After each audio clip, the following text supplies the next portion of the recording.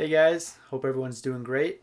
And so just a quick recap. In the last video, we installed Docker and then we ran Metabase and a Docker image. So now we have, if we open up Docker, our Metabase container, this is what I chose to call mine.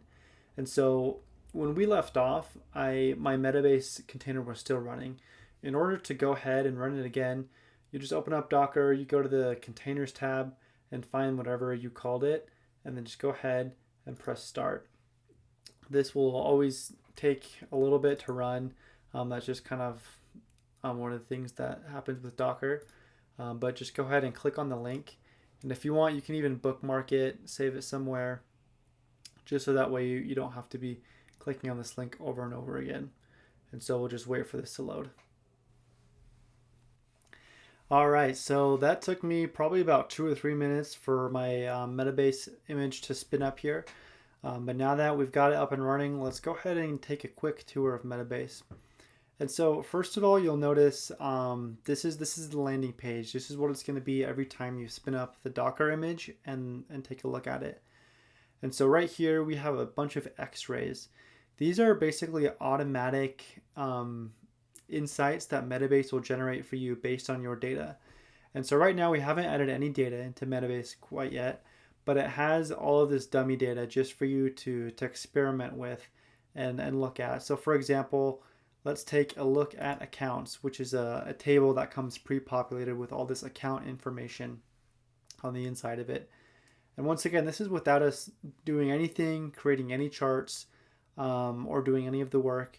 As soon as we load up a database into here, Metabase will kind of take a look at it and say, hey, maybe based on these field types and this particular data set, these are some interesting insights that you would like to see.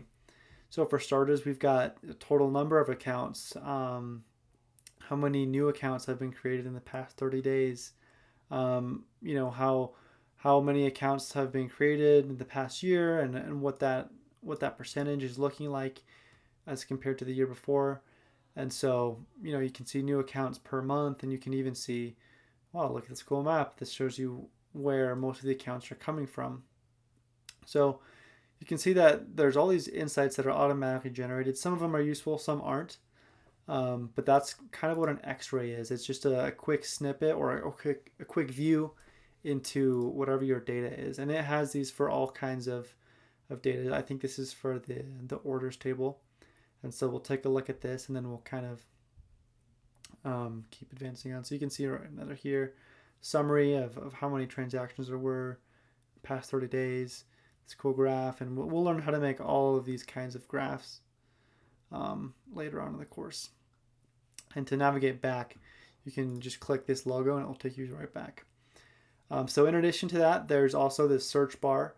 You'll get really familiar with this. You can see it pops up on mine, and there's a shortcut. So if you press Command K, probably Control K in Windows, that will automatically pop up, and we can say, oh, SQL, want a new SQL query or something like that. And so if you're just searching for stuff, then that's a great way to do it. And you can search for tables, databases, all sorts of things just with that search bar. Additionally, probably the most important thing right here is the nav bar. And so if you click this, it will take you back home. This is how to use Metabase. This is an awesome tool that will just kind of show you, hey, I want to know how to query in SQL. Here's like a cool little video about it. Or I want to learn how to filter a dashboard, which can sometimes be kind of tricky.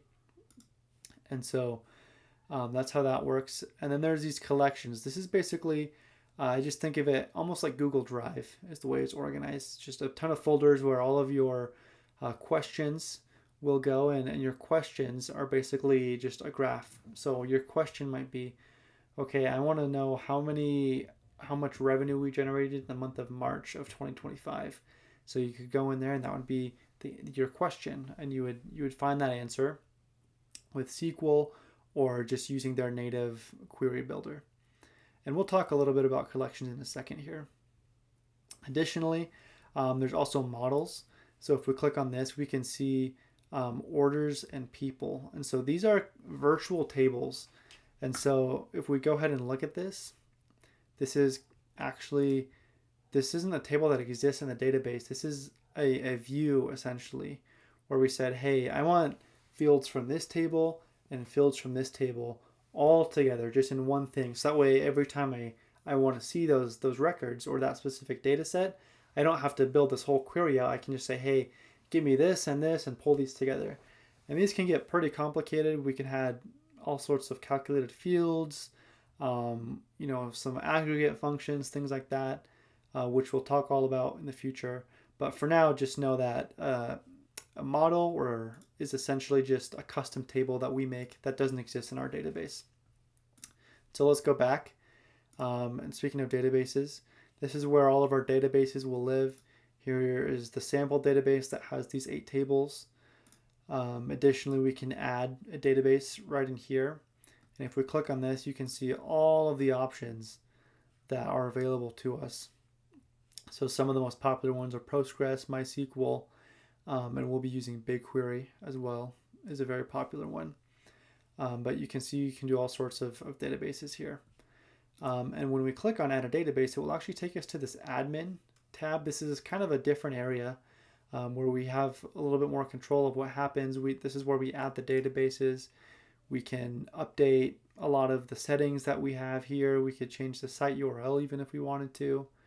Turn off and on the X-ray features, a whole lot of things that we'll talk about more in the future. And you can exit that. And if you ever just want to get to the admin, you can come here, click on the settings gear, and then admin settings, and then there you go. And so that's how we're going to create databases later on. And then metrics down here, if we go in, it's kind of organized in the same way that the collections are. It's basically just folders where you can specify where certain things are kept and where certain questions are kept, I should say. And so that's just a little tour of Metabase right now. I'll see you guys in the next video where we'll talk about some collections and how those work.